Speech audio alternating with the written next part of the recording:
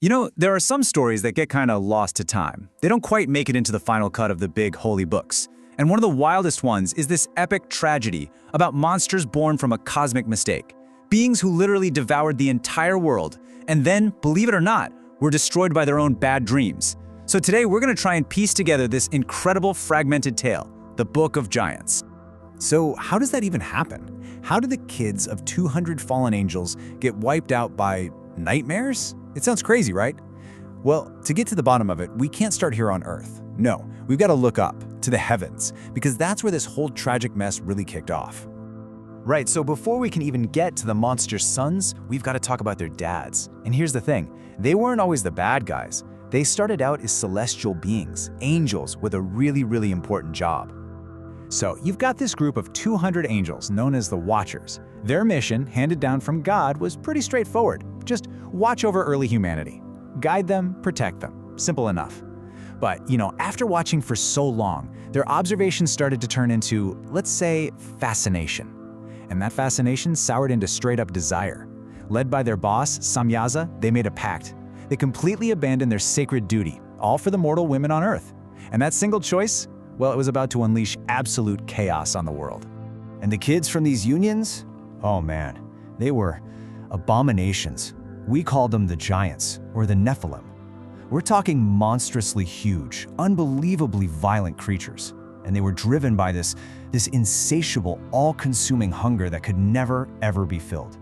They weren't born like normal children. They were more like living, breathing engines of pure destruction. Okay, so this is where the story gets really interesting.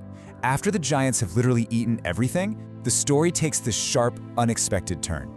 I mean, what happens when a force of pure consumption runs out of things to consume? In the silence of that ruined world, something totally unexpected started to happen inside these monsters. And their appetite was just apocalyptic.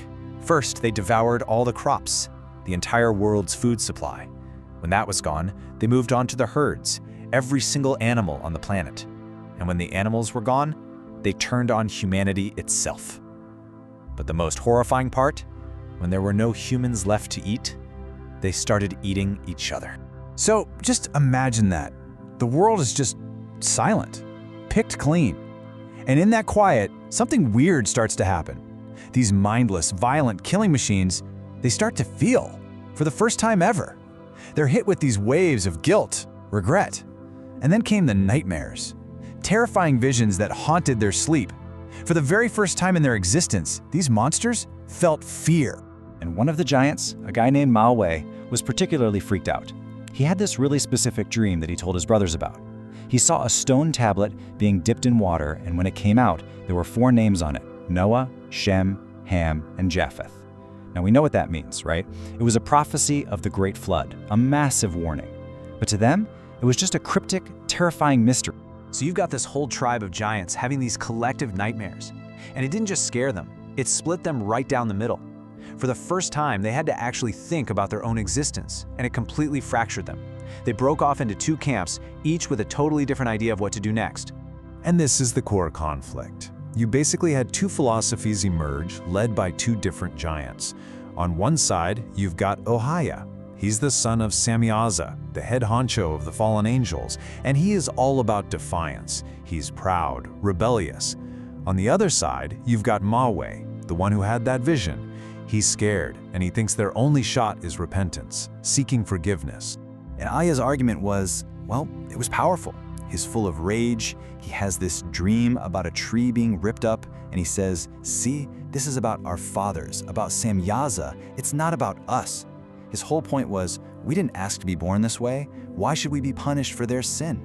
It's just this raw cry of rebellion against his own fate. So they're at a total stalemate. One side wants to fight, the other wants to pray. They can't agree, but they do agree on one thing. They are completely out of their depth. They need someone who can understand these divine dreams, an interpreter. And there's only one name that comes to mind, the legendary human scribe, Enoch. And this right here, this is the climax of the whole story. They're sending their messenger out, desperately searching for some shred of hope. But the answer he's about to bring back, it's not hope. It's absolute, total doom. So Mahwe travels to this desolate land to find Enoch. He pours out their story, tells him about the nightmares. Enoch listens, and then he goes to consult God on their behalf. And the verdict that comes back is final. There's no escaping it. Judgment is coming for the Watchers and for their sons. A great flood is going to cleanse the entire earth. Their only hope, and it's a slim one, is to pray for forgiveness. That's it. That's all they've got. And that verdict just drew a line in the sand. There was no more debate. Mahwe's group, they just collapsed. They fell to their knees and started praying to a god they didn't even know, begging for mercy. But Oya's faction? No way. They grabbed their weapons, raised them to the sky, and chose to go down fighting. A final epic act of defiance. And the end came so fast. The archangels descended. Gabriel unleashed his power and basically turned the giants against each other in this insane, bloody slaughter. Then the floodwaters started to rise, wiping everything clean. And in the middle of all this rising chaos, Oya and his brother Haya make their final stand. Oya literally fights the sea monster Leviathan in this unbelievable final battle before an angel finally strikes him down. What an end. So, how do we even know any of this? This incredible story we just walked through, it's not like you can just go pick up the Book of Giants at your local bookstore. It's not a complete text.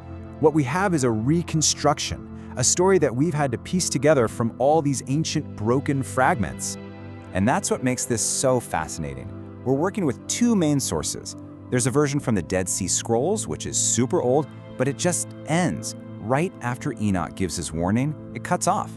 Then there's a later version from the Manichaeans that's way more detailed and gives us that epic final battle with Leviathan. So the story we've told you is really a fusion of the two.